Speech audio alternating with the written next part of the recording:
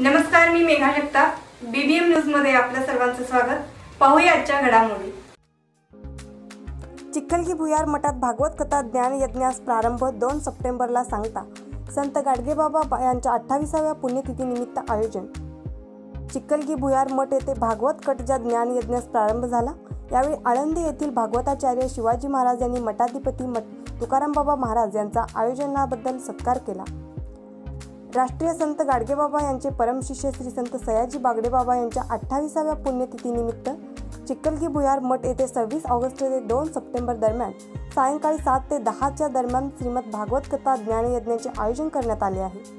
शुक्रवारी भागवत कथेस प्रारंभ झाला. देवाची आळंदी येथील भागवताचार्य शिवाजी महाराज वटंबे यांच्या उपस्थितीत भागवत कथा ज्ञानयज्ञ सुरू झाला आहे. चिखलगी भुयार मठाचे मठाधिपती श्री संत बागडे बाबा मानवमित्र संघटनेचे सर्वेसर्वा तुकाराम बाबा महाराज यांच्या मार्गदर्शनाखाली भागवत कथा ज्ञानयज्ञाचे आयोजन करण्यात आले आहे. कोरोनाच्या महामारीनंतर 2 वर्षांनी आयोजित केलेल्या भागवत कथा ज्ञानयज्ञ सोहळ्यास भाविकांची गर्दी होत आहे. शुक्रवारी विना उभारून भागवत कथेस प्रारंभ झाला. शुक्रवारी भागवत महात्मा नारद चित्रण पूर्वचरित्र जन्मकथा पार पडली. शनिवारी भीष्मस्तुती विदुर काका चरित्र सती प्रसंग कपिल देवहूती संवाद चरित्र सृष्टीचा विस्तार कथेतून मांडण्यात आला. रविवारी श्री ध्रुव चरित्र ऋषभदेवजी चरित्र चरित्रजी जडभरतजी चरित्र. सोमवारी श्री प्रल्हाद चरित्र गजेंद्र मोक्ष वामन चरित्र रामकथा चरित्र श्री कृष्ण जन्मोत्सव. मंगळवारी श्रीकृष्ण बाललीला कालिया मर्दन गोवर्धन परिक्रमा महोत्सव चरित्र 56 भोग प्रसाद. बुधवारी रासलीला प्रसंग कृष्ण मथुरा आगमन उद्धव गोपी संवाद चरित्र कृष्ण रुक्मिणी विवाह सोहळा. 1 सप्टेंबर रोजी राजसूय यज्ञ प्रसंग सुदामा चरित्र वासुदेव नारद संवाद जनक योगेश्वर संवाद कृष्ण उद्धव संवाद चरित्र परीक्षिती मोक्ष महाआरती प्रसाद होणार आहे. 2 सप्टेंबर रोजी दुपारी 12 वाजता दहीहंडी फोडून गुलाल वाहून कार्यक्रमाची सांगता होणार आहे. कोरोनाच्या महामारीनंतर 2 वर्षांनंतर मराठा धार्मिक कार्यक्रम पार पडणार आहे. या कार्यक्रमाचा लाभ भाविक भक्तांनी घ्यावा असे आवाहन हबप तुकाराम बाबा महाराज यांनी केले आहे. यावेळी खडकी येथील सुदर्शन महाराज यांची उपस्थिती होती. महापालिकेतील 2 विषय महत्त्वाचे. 40 वर्षांपूर्वी 10% दिली जायची ती 15% दिली जाते.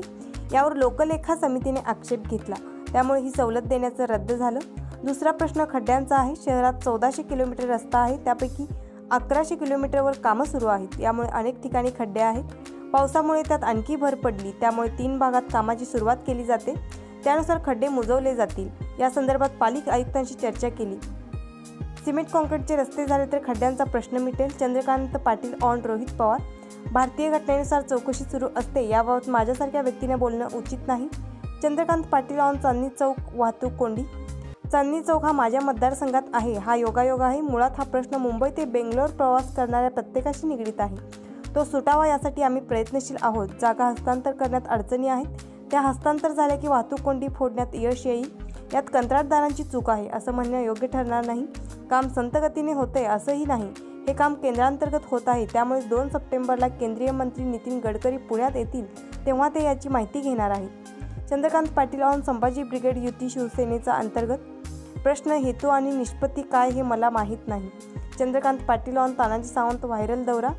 तानाजी सावंत यांचा कोणता दौरा व्हायरल झाला याबाबत मी माहिती घेतो आणि मगच प्रतिक्रिया देतो. सोलापूर दुचाकी चोरट्याला सोलापूर पोलिसांनी ठोकल्या बेड्या. 9 दुचाकी केल्या जप्त. सोलापूर शहरात दुचाकी चोरीच्या घटना मोठ्या प्रमाणात वाढलेल्या आहेत. अशातच सोलापूर गुन्हे शाखेच्या पोलिसांनी सराईत गुन्हेगार सईद तांबोळी याला अटक केली आहे. तो चोरीच्या दुचाकी विक्रीसाठी ग्राहक शोधत असताना पोलिसांनी त्याला जेरबंद केला आहे. या कारवाईमध्ये त्याच्याकडून 9 दुचाकी जप्त केल्या असून त्याचा साथीदार दीपक वैकुंठचा सोलापूर पोलीस शोध घेत आहेत. सोलापूर पोलिसांनी केलेल्या या कामगिरीबद्दल सोलापुरातील नागरिकांकडून त्याचं कौतुक होत आहे.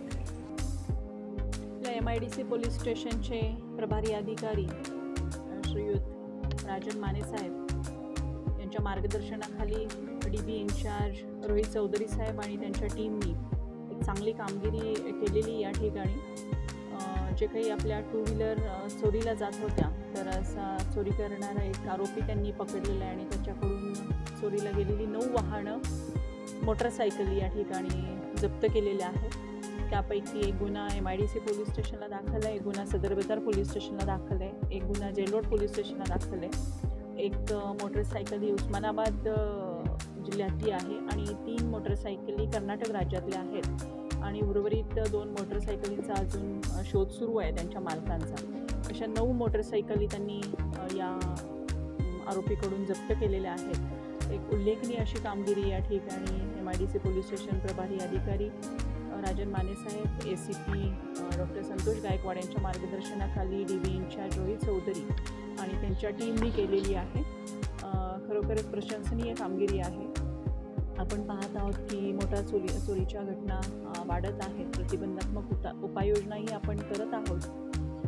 पण हे जे काही वाहनं चोरीला गेलेली आहेत त्याचा तपास देखील करणं आणि त्या रिकवर करणं हे देखील तितकंच महत्त्वाचं होतं, ज्यामध्ये DBनी चांगली कामगिरी केलेली आहे.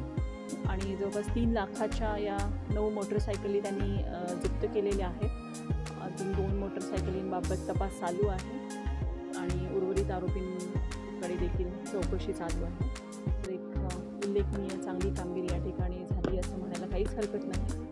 भविष्यात देखील त्यांच्याकडून अशाच चांगल्या कामगिरीची आम्हाला अपेक्षा राहील. MIDC आणि टीमला पोलीस आयुक्तालयाकडून त्यांच्या या उल्लेखनीय कामगिरीबाबत शुभेच्छा. बातमी आणि जाहिरातीसाठी आमच्या चॅनलला लाईक आणि सबस्क्राईब करा. धन्यवाद.